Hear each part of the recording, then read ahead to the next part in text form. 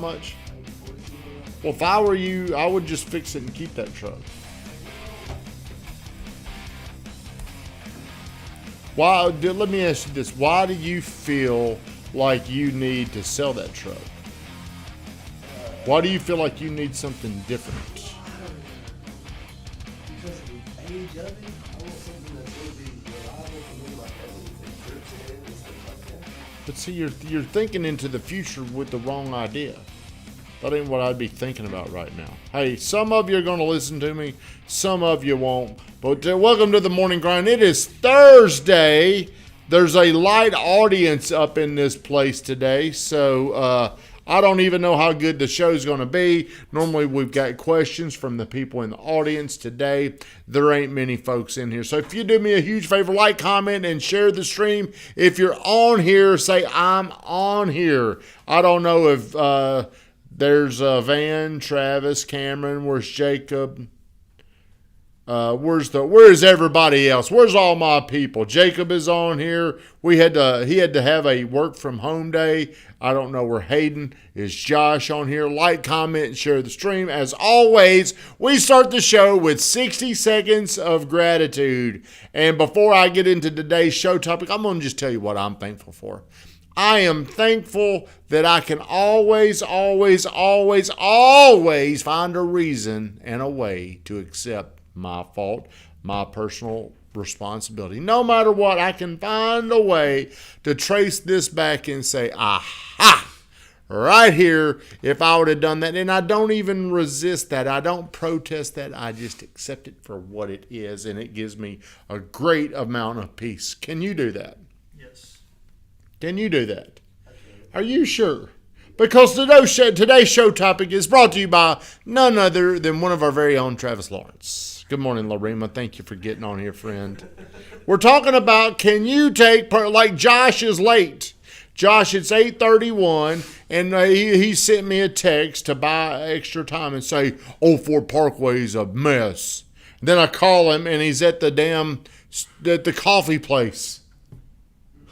The coffee place, he could walk here and be here in time, but he chose to go to the coffee place. So today what we're talking about is, can you take, how did we describe it, Van? Taking personal responsibility. So yesterday, Travis had a boo-boo. Tell us your situation yesterday. Good morning, Amanda. Tell everybody what happened.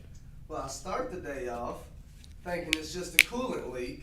Yep. And I get that fixed in 10 minutes and get going down the road. So let me question you. How did you determine it was a coolant leak? Coolant was spraying everywhere. Did you take it? What should you have done right then? Can you fix everything on your truck? I fixed it. Can you fix everything? Can you pull? No. Okay. So good morning, Wendy Swinney. How's everything down there in Destin? Why didn't you take it to a shop? I had somebody come fix it on the spot. But, I mean, do you have everything needed at your house on the spot to examine everything that could potentially be wrong? At the moment, that was it. That was wrong. I know. I wasn't going to fully. But I'm telling you, that's the shortcut way of doing things. I used to be this person that I would think about, I'm just going to keep doing this until the problem happens. And whenever the problem happens, it's always more expensive and it's always much more inconvenient. Like my tires, I would used to ride them until you could see the wires. And then if I had a flat tire, I'd bitch about it. Because it would happen in a moment or in a time that was extremely, inconvenient? Inconvenient. And it would happen when I didn't have any money. Because the money I would have was going towards not tires, because if it went towards the tires, I couldn't go out and drink. Or I couldn't go out and do something. See, your money's going to zero. That is one thing I wish I could get you guys to understand. What's up, Danny? How are you? I wish you could understand your money's gone. You do not have the same money you had 10 years ago. It's gone somewhere else. The money you're going to get today and tomorrow and the next couple of months is coming from somebody else. So what I would tell you to do is, when you've got the money, go ahead and take care of responsibilities or invest the money. Store the money. Instead, what you're going to do is you're going to find a way to go White Bison. How many times a week do you go to White Bison? That was free. That was free. Yeah. Rewards. Okay. Well, you had to do something to get the rewards. Yeah. They're not rewarding you for nothing. How much money do you spend at White Bison? $5 a day. $5 a day. You probably aren't even aware of what you're spending. Most of you are not aware of where you are financially. Guarantee you. Like, remember when Josh said that time, I'll spend this much, and it was like double what he thought. Hello, Josh. Now, why were you late today? I didn't leave the house early enough. Yeah. I didn't So. wake up early enough. So most people that I'm around, this is crucial, and this is what I like to talk to the young people about. Most people never, ever want to dig in and look at it's their fault. And it gets worse as you get older until you will take responsibility for this. You can be around old people that will never accept the responsibility. They'll just always blame something. And whenever you become a person that always takes personal responsibility and you're around those people, it goes off just like that. It's like I'm prejudiced to be around those people that won't take personal responsibility. No matter what it is, what they're really doing, and they don't even realize it, is they're really protesting something that they feel powerless over. You got to let that sink in, because that's very, very, very deep. You got to understand the situation you put yourself in when you have succumbed to a situation and you feel like you can't come up with a solution.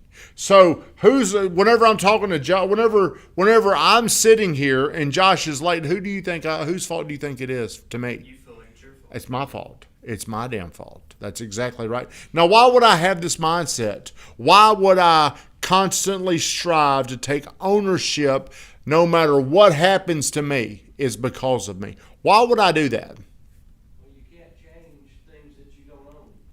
Van says you cannot change things that you do not own. It gives you the ultimate control. It gives me, it makes me feel extremely powerful and invincible whenever I feel like I can influence those things, because I feel like I can. Do you understand what I'm saying? So if you could go back and redo yesterday, how would you have done it different?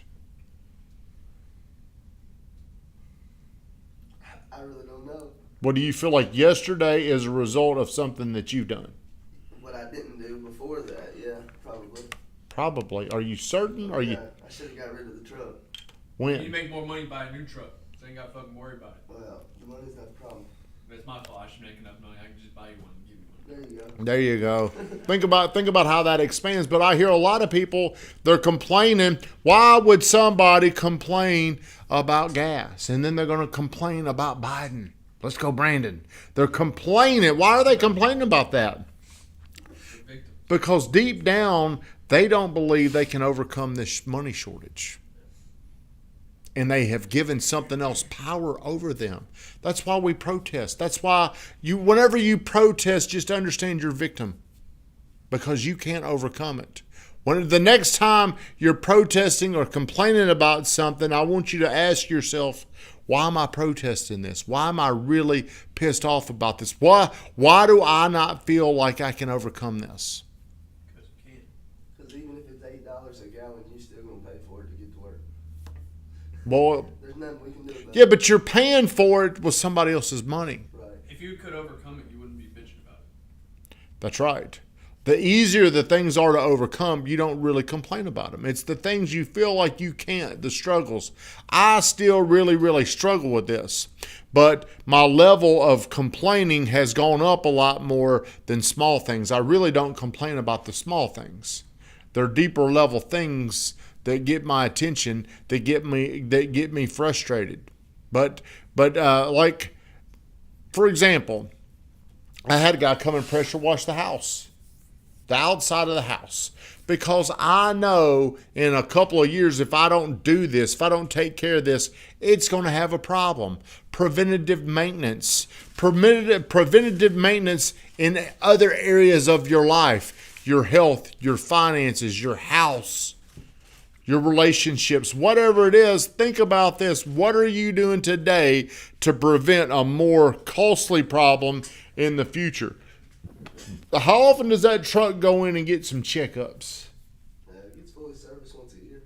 How often should it? Hey, Van, you're a car expert. How often should a car, if you're on here, let us know, how often should a car with 235,000 miles on it be checked, be serviced, be... Check it at least a couple times a year, maybe a little bit more.